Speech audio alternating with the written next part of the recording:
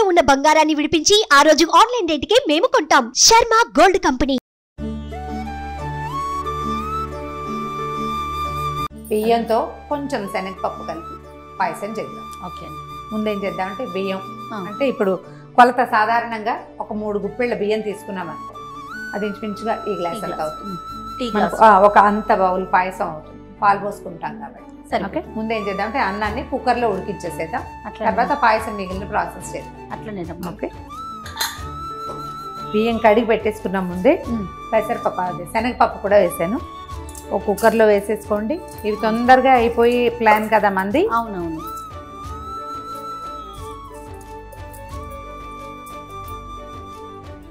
మామూలుగా అయితే బాగా 1కి 5-6 నీళ్ళు పోస్తే బాగుంటుంది.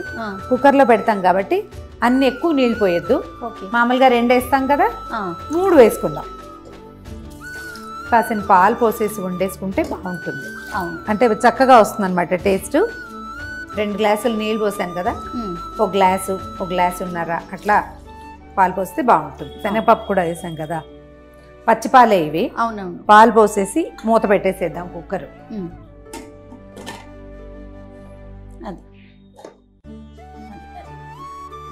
ఓకే,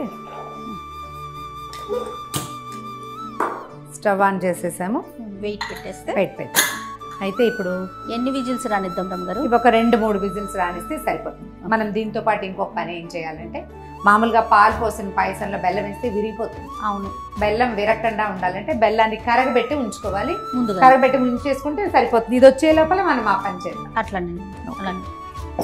బెల్లం కొంచెం ముక్కలుగా ఉంది కదా, సన్నగా తరిగి పెట్టుకున్నాం కదా. దాన్ని ఏం చేద్దామంటే, మనం ఏ కొలత పెట్టుకున్నామో దాంతో ఇంచుమించుగా 1.5 పడుతుంది.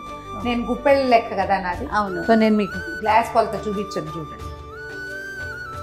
ఒక 3 గుప్పెళ్ళ బియ్యం వేసాం కదా, అటు ఇటుగా ఒక 4-5 గుప్పెళ్ళ బెల్లం వేస్తే సరిపోతుంది. ఇంచుమించుగా ఈ కట్ చేసి నేను ఇక్కడ పెట్టిన బెల్లం దానికి సరిపోతుంది. ఇది ఇవాళ బెల్ల పాయసమే చేస్తారు. మధ్యలో ఒకరోజు క్షీరాన్నము అని ఉంటుంది, ఆ పూట తెల్లని పాయసం చేస్తామన్నమాట. కొద్దిగా ఈ బెల్లం తడవటానికి కొంచెం నీళ్ళు పోస్తే చాలు, చాలా ఏం అక్కర్లేదు. కొంచెం పాకం రానిచ్చి గనక కలిపేసుకుంటే పాయసంలో బాగుంటుంది. స్టవ్ వెలిగిస్తాను. ఇది పెద్ద స్టవ్ కదా, కొంచెం సిమ్లో పెట్టుకుందాము. దీన్ని కాస్త కదిపితే అది అడుగు అంటకుండా వస్తుంది.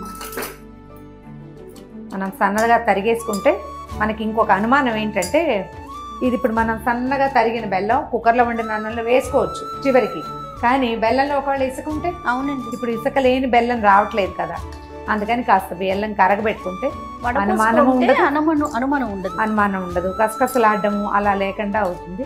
కరగబెట్టేసుకోవాలి. 2 ఎట్ ఏ టైం సైమల్టేనియస్గా అయిపోతాయి, ఏమి ఇబ్బంది లేదు. బెల్లం కరిగాక జీడిపప్పులు కిస్మిస్లు వేయించి పెట్టేసుకుందాం. ఈ మూత తీయటం ఏమిటి, మిగిలిన పని అయిపోతుంది.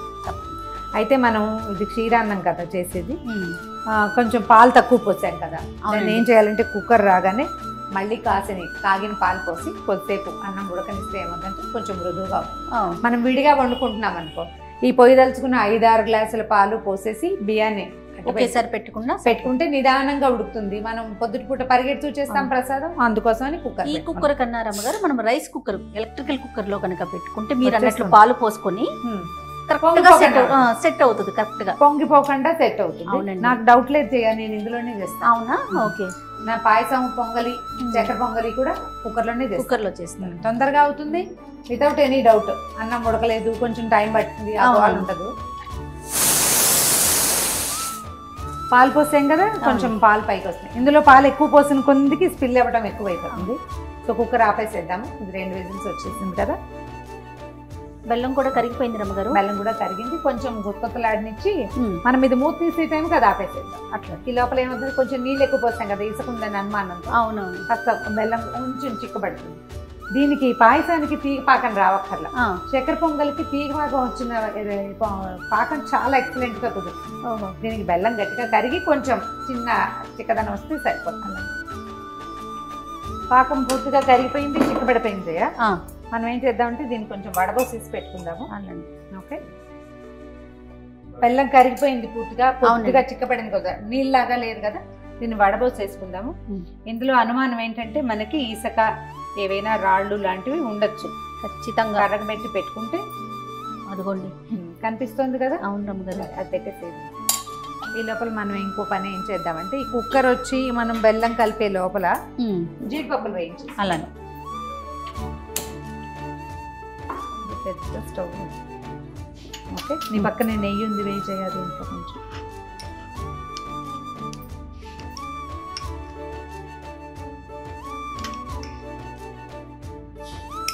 చాలు. స్పూన్ నుంచి కాసిన జీడిపప్పులు, తర్వాత కిస్మిస్లు మనం చకచకా వేయించుకుంటే రెండు కలిపి ఒకసారే వేసేసుకోవచ్చు. స్పీడ్గా చేయలేము, అవి ఒకటి మాడిపోతుంది రెండోది వేగదు అలాంటి డౌట్ ఉంటే విడివిడిగా పెట్టుకోవాలి. కొద్దిగా వేగనిచ్చి వీటిని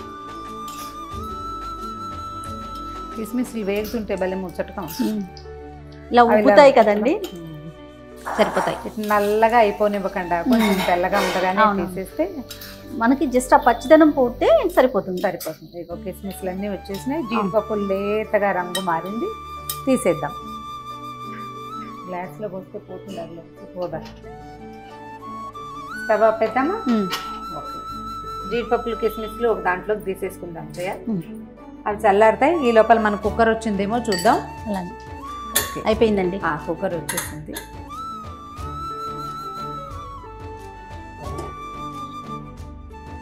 చక్కగా వచ్చేస్తుంది. ఇప్పుడు ఏం చేద్దామంటే మనం కొంచెం పాలు పోసుకొని, కొద్దిగా కాగిన పాలు, మనం ఆల్రెడీ ఒక 2 గ్లాసులు, గ్లాస్ పాలు పోసాం కదా. అవునండి. సుమా అటు ఇటుగా కాస్త 1-2 గ్లాసులు పాలు పోసి అన్నాన్ని, మీగడున్నా కూడా బాగానే ఉంటుంది రుచిగా, ఏమీ అనుమానం ఏం లేదు. మళ్ళీ పెట్టుకుందాం. మళ్ళీ కాసేపు ఉడికిస్తే ఏమవుతుందంటే పాల రుచి పెరుగుతుంది. ఒకవేళ మనకు అంత సమయం లేదనుకోండి, ఉన్న దాంట్లోనే చేసేసుకుంటాం. ఒక సమయం ఉంది మనకు, ఒక 10 నిమిషాలు, అప్పుడు పాలు పోసి ఉడికిస్తే కాస్త మీడియం ఫ్లేమ్లో ఉంచామనుకో, ఇది చక్కగా ఉడికిపోతుంది, చూడ్డానికి బాగుంటుంది, అంటే అన్నము మరి కాస్త రుచిగా కుదురుతుంది అనమాట. అడుగంటలేదు, మెతుకు చక్కగా వచ్చింది చూసావా, విడివిడిగా ఉంది చక్కగా. ఇప్పుడు పాలు పోసి ఉడికిస్తే ఇది సరిపోతుంది. శనగపప్పు కూడా ఉడికిపోయింది కుక్కర్లో ఉడకండి ఏమవుతుంది.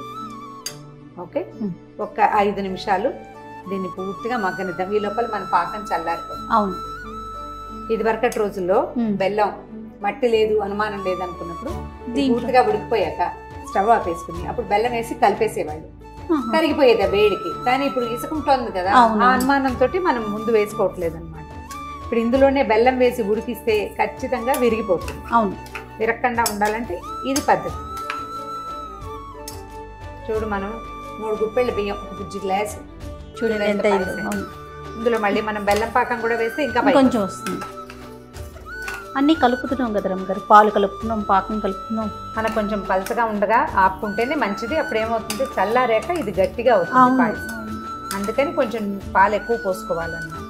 చూడు, చిక్కగా వచ్చేసింది. అవును రమ్మగారు. ఈ మాత్రం కన్సిస్టెన్సీలో మనం బెల్లం వేసుకున్నా ఓకే, పాకం పోసుకున్నా ఓకే. మనం ఎలా కొంచెం మన పాకం పలచగానే ఉంటుంది, పాయసం లూజ్గానే వస్తుంది, మధ్యాహ్నానికి గట్టిగా అయిపోతుంది అనమాట. ఇగో ఈ కన్సిస్టెన్సీలో స్టవ్ ఆపేసేద్దాం. దాన్ని కొంచెం సెటిల్ అవ్వని, ఈ బబుల్స్ ఆగిపోయాక అప్పుడు పాకం పోసుకుంటే సరిపోతుంది. ఈ లోపల మనం ఇంకో పని ఏం చేద్దామంటే జీడిపప్పులు వేసేసి ఇందులో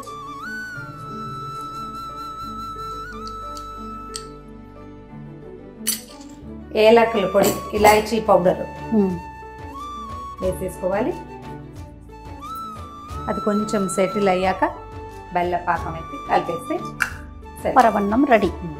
దీన్ని ఈజీ మెథడ్ ఏంటంటే మనం వేసేది పాకం కాబట్టి స్టవ్ మీద నుంచి రెండో స్టవ్ మీదకి మార్చండి. అక్కడ ఏమి వేడి లేదు కదా, తొందరగా చల్లగా ఈజీగా సెటిల్ అయిపోతుంది. ఓకే, ఇప్పుడు పాకం ఎత్తి పోసేది. బబుల్స్ ఆగిపోయినాయి చూడండి, ఆ బబులింగ్ ఉండగా వేస్తే మాత్రం కొంచెం విరగడానికి అవకాశం ఉంది.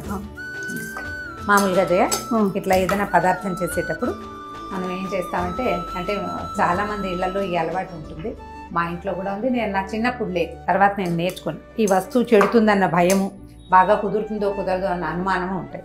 అప్పుడు ఏం చేస్తామంటే, అన్నపూర్ణి సదాపూర్ణి శంకర ప్రాణవల్లభే జ్ఞాన వైరాగ్య సిద్ధ్యర్థం భిక్షాం దేహి చ పార్వతి, ఈ శ్లోకం చదువుతూ కలిపిస్తే వస్తువు పాడవదు, ఉప్పు సరిపోతుంది, తీపి సరిపోతుంది అని అన్నపూర్ణాదేవిని తలుచుకుంటూ ప్రసాదాలు చేసుకుంటాం. రోజువారీ వంట కూడా ఇదే శ్లోకం. వంట పాడవదు, రుచిగా కుదురుతుంది. మనం వేసిన ఉప్పు ఒకవేళ సరిపోకపోయినా అసలు ఆ ఉప్పుకి సరిపడా తినగలిగే వాళ్ళే వస్తారు. అయిపోయింది. ఇదిగోండి పాయసం. చూడు, ఈ బౌల్లో వేసుకుందాం అజయ్య. అలాగే ఎత్తివేసి మనకు కనిపిస్తుంది అది ఎట్లా వచ్చిందో, విరక్కండా వచ్చిందా లేదా. ఎత్తివేయకు, కనపడిపోతుంది కింద. ఓకే, వేసిన జీడిపప్పులు కూడా చక్కగా కనిపిస్తున్నాయి కదా. కొంచెం నెయ్యి, దాని మీద ఒక స్పూన్ నెయ్యి వేసి ఆల్రెడీ మనం వేసాము, అదొక తృప్తి అనమాట. బెల్లపు పాయసం రెడీ అయిపోయింది.